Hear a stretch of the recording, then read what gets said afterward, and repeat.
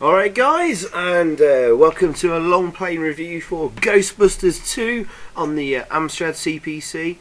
And if you're watching this on the day I upload this, then of course it's New Year's Eve.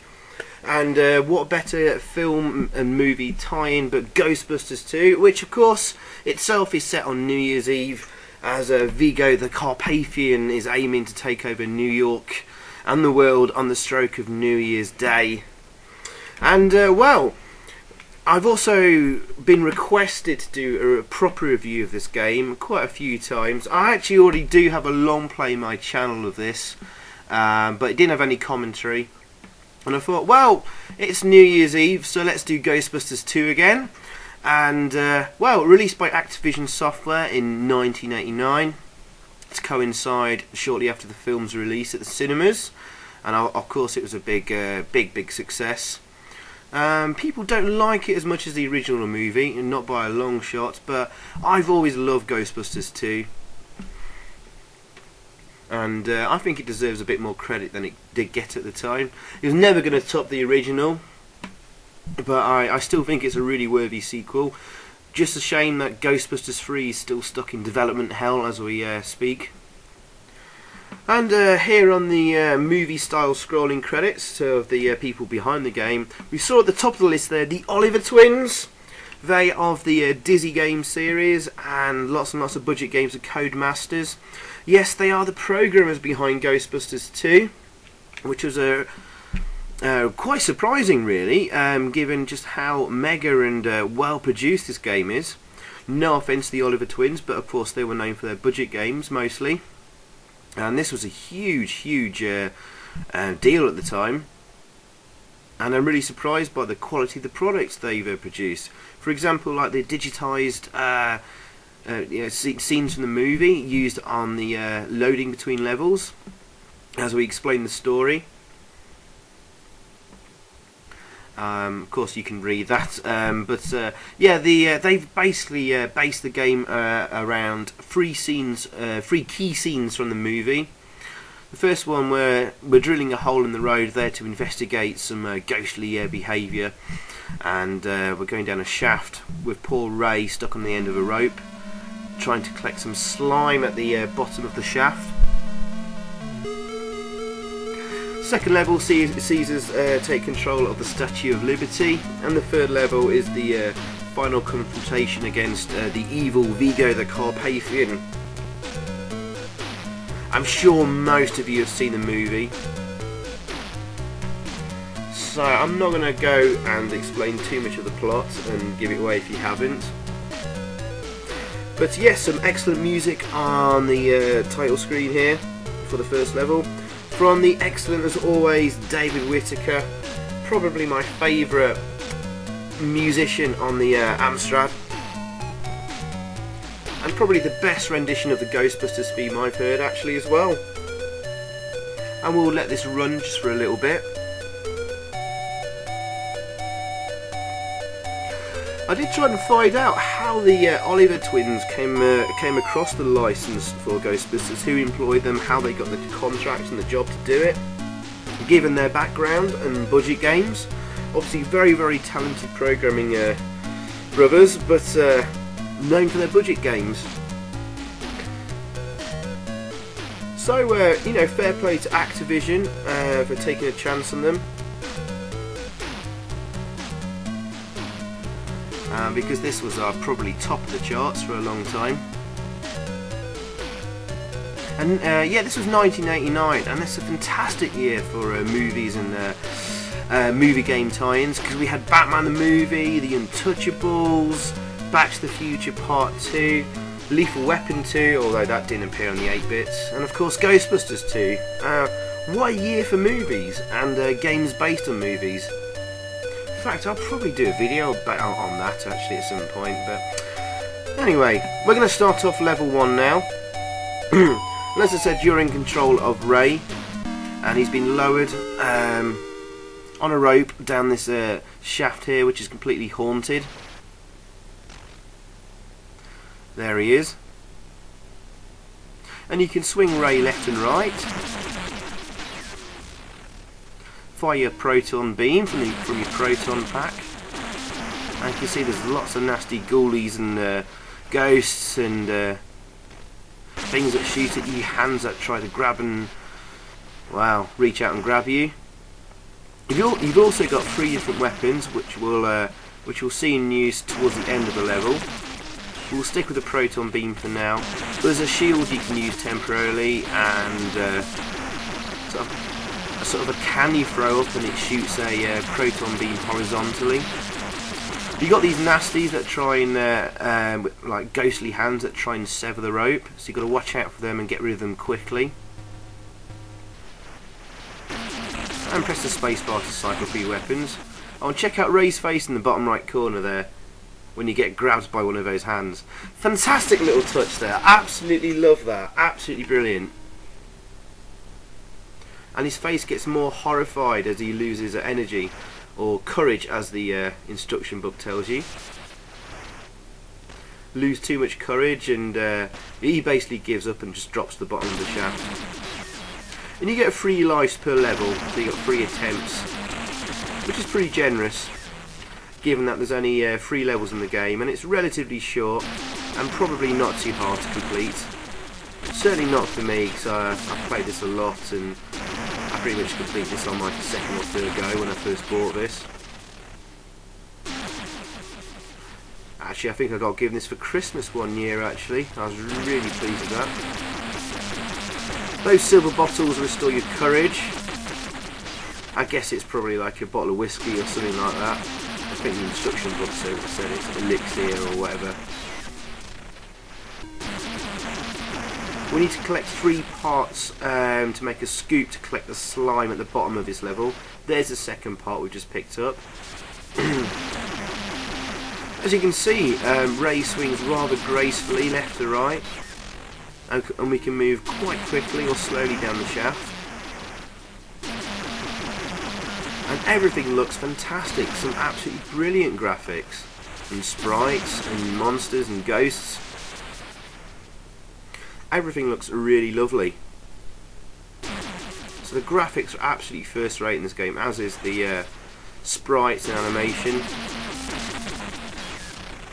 The only thing really sort of letting it down is occasional bit of iffy collision detection and some slightly unresponsive controls. Oh, there's the other weapon I've just utilised there. That was the can that shoots a proton beam horizontally.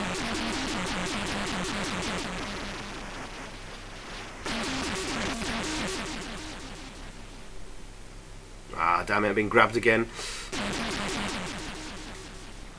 Ray's face again there. Oh, there's the last part of this scoop we need. I'm going to fire one of those proton cans and then use a shield to protect us. And then we can collect the slime up.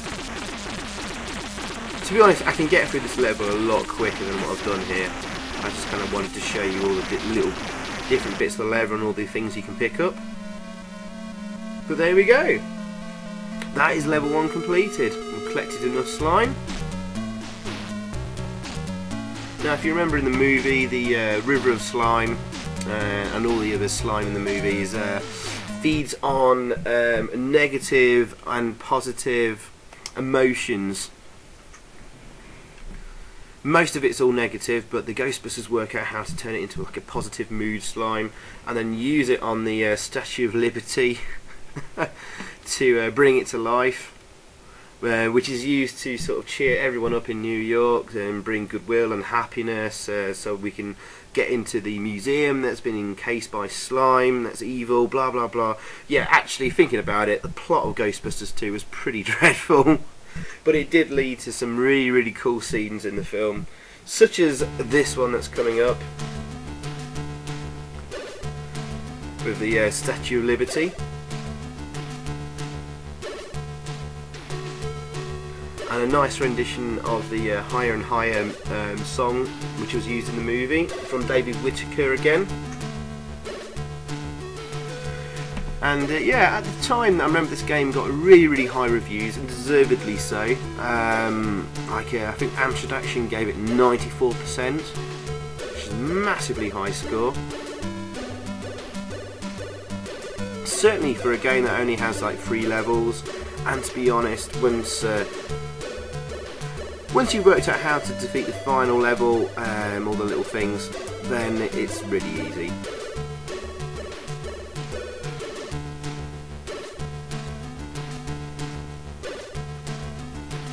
But I do like this. This is probably my favourite level coming up, actually. Really, it's kind of like a horizontally scrolling shoot 'em up, a bit like R-Type. But here we go. See, we've got the Statue of Liberty walking there, and you're basically in control of the fireball that comes from her torch. And there's so much going on in this level. It's very, very cleverly designed, actually, and put together. You only have a certain amount of shots from your fireball. If you notice there, at the feet of the Statue of Liberty is these little guys, and by pressing the spacebar you can send them out to collect slime. So as you use up more and more of your fireball, the slime drips lower. And obviously if any ghosts manage to get through and hit the Statue of Liberty, she loses more slime. So it's a clever risk and reward system they've got on the go here.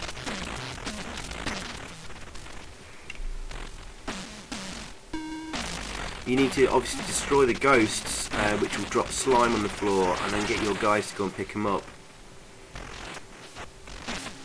Obviously don't let your little guys there get hit by any ghosts, because they will get slimed and destroyed, and you'll be temporarily left without any guys to go and collect slime for you. So the lower you go, the tougher it's going to get. So it gets really quite tense if you actually get quite low on slime.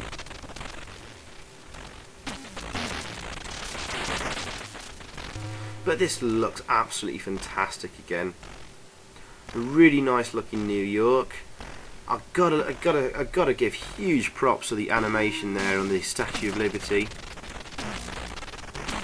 The fact they got basically a scrolling New York skyline with a walking animated like Statue of Liberty, with loads of cool like ghost sprites of different types and different maneuvers and patterns.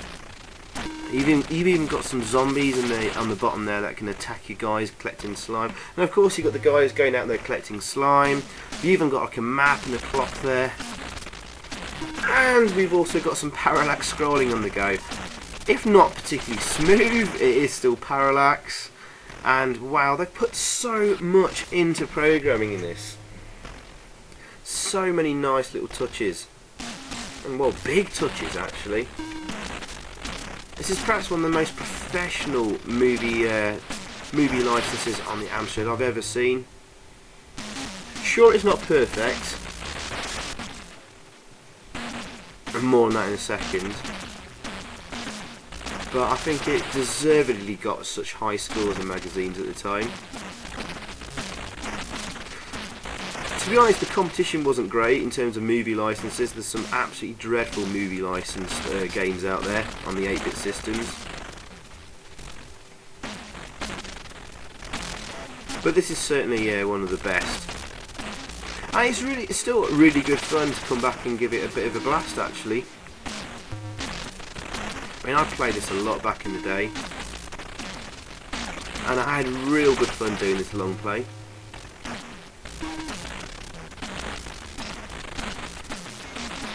I was saying it was quite easy, but to be completely honest with you, I actually cocked it up a couple of times on the final level. Oh dear, a couple of those guys got hit there.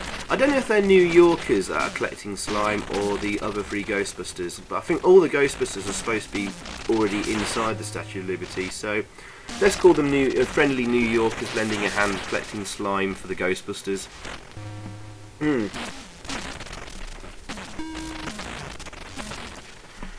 The main negative though, I was coming on to, which is definitely prevalent in this level more so than the other 2, is slightly laggy controls, especially with firing and shooting. The fireball doesn't exactly move gracefully about, but it's actually shooting in mini fireballs from the flame there. Sometimes there's a horrendous sort of lag and delay, especially if there's a lot of sprites on the screen. and that really lets this level down hugely. However, it's so good looking and such a quite an innovative take on the traditional horizontally scrolling shoot 'em up that, you know, kind of like all is forgiven really. I mean, if it looked absolutely awful, then you know, it might have been a different matter. And I've not mentioned as well, brilliant sound effects. I mean, I've already talked about David Whittaker's music on the like the title screens before each level, but the sound effects are really, really good too, especially on the first level.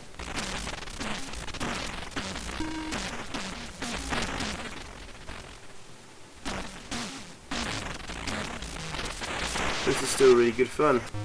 And the fact is as well, you've got 3 very, very different types of gameplay for each level. I mean, with the first level, I've never seen a game like it, where you've got a guy on the end of a rope going down like a shaft, and he needs to swing left and right, collecting and shooting things. Can any of you out there think of a similar game like that? You know what, that first level was really good fun.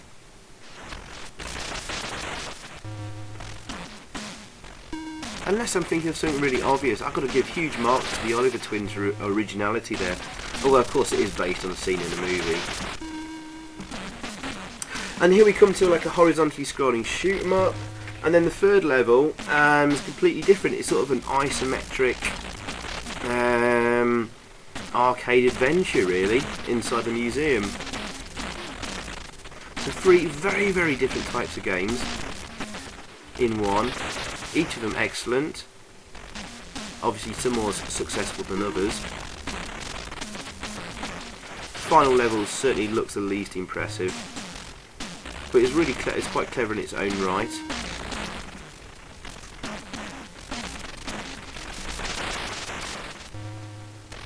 A little nod there to the Stay Puft Marshmallow Man from the original movie on the advertising billboard there on the building. Nice.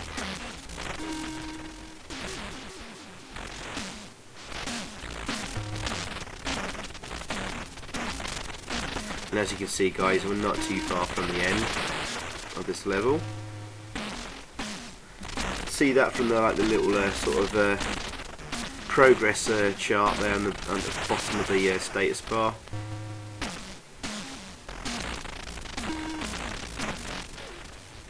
The clock is pretty much useless on this level because you move at a thick speed. Although I suppose take too long on the bosses in this level, and you might run out of time. But really, that shouldn't really happen.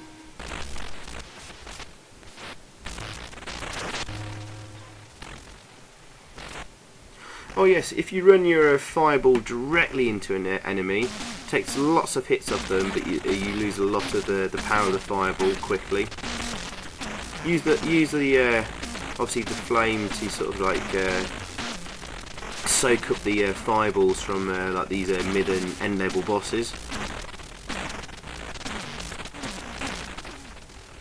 So you can use it as a protective shield as well.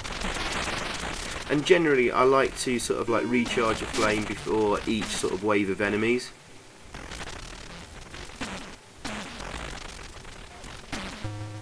And you want to send out your guys to start collecting slime just before you clear a wave of enemies, if possible. Because the slime on the floor doesn't stay there permanently. You've only got a short amount of time before it disappears.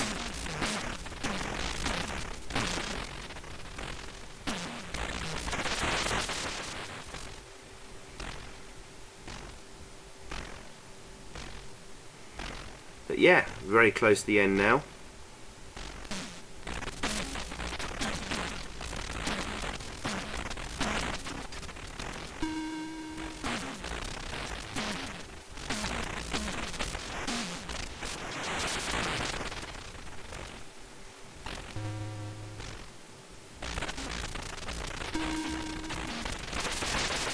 Yeah, the Spectrum version is also done by the Oliver twins, I know for sure. And it's a very, very good version, but obviously sort of in monochrome, but still looks really good. Commodore 64 version I've not seen in action actually. I don't know if that's any good.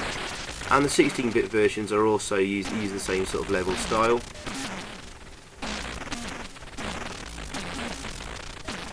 And the PC DOS version is very, very weird and different. Check that out on YouTube if you can. There's a couple of long plays about. And these are the final bosses for this level. 4 of them all at once. But don't get panicked, just deflect their... Be prepared to defend and deflect their fireball attacks, and they'll soon be dispatched. And here we are at the museum.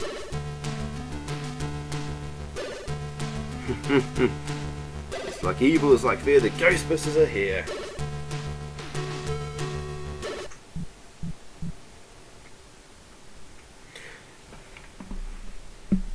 So yes, right. If you've not seen the movie and you've not read the instructions, then you'll be sort of quite confused about what's going to go on here. Indeed, why the Statue of Liberty is walking and why you've got a guy on the end of a rope going down the lift shaft or whatever. But I'll try and explain it anyway, because certainly even after watching the movie when I was playing this as a kid, I couldn't quite finish this level at the time. Until I thought really, really closely about how the what happened exactly in the film. Anyway, we'll see in a minute. Rendition of Old Lang Syne there from David Whittaker on the before the start of the 3rd level. Just loops over quite shortly, so we'll move on. So yeah, the Ghostbusters are on end of ropes again, descending into the museum from the Statue of Liberty that smashed its way through the roof of the museum. Nice digitised pictures of the Ghostbusters again, showing their status and the items they're carrying. Oh, check out Venkman there, always a show off. So yeah, you got to just use up and down to sort of control your descent down the ropes. Obviously don't land going really quickly, otherwise you'll kill your Ghostbuster. I went a little bit too fast there and poor Egon there got stunned. So yeah, we switched to an isometric viewpoint. We're inside the museum. We've sort of gone to a 4-colour mode, so it doesn't look as good, but we get a better resolution from it. We've got Janosch walking around there. He's like the museum curator or whatever, who's under the power and influence of Vigo the Carpathian, who's currently in that painting there, trying to be reborn into the baby Oscar, which we've just picked up. I usually select Winston to start with and get him to take the baby away and basically place him behind these a stack of crates. I'll do that quickly. Just like in the movie, it follows the plot of the movie actually really, really closely. So like in the movie, the baby Oscar is put behind some boxes, so that's what we're going to do here. See Janosch walking about here. He gets slimed in the the museum scene quite early on. So choose a Ghostbuster that has like a slime pack on, which will be Ray or Winston. I use Ray because later on he gets possessed in this level and becomes unplayable, so might as well use his energy up and gun up. It's quite awkward sort of getting yourself placed in this level with controls, being it's isometric. There we go. We're sliming Janosch there.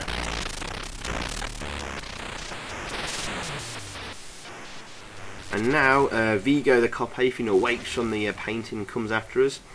What we need to do here is get 2 Ghostbusters, each with proton packs, blasting Vigo simultaneously with the proton beams. So hopefully we can lead him away.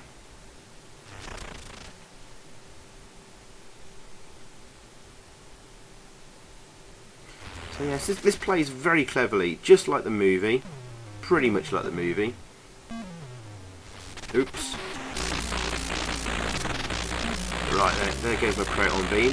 So we've got him stuck there with, on 1 proton beam. So choose another Ghostbusters with a proton pack and blast him as well. although you've got to be exactly in line. And obviously don't shoot another Ghostbuster.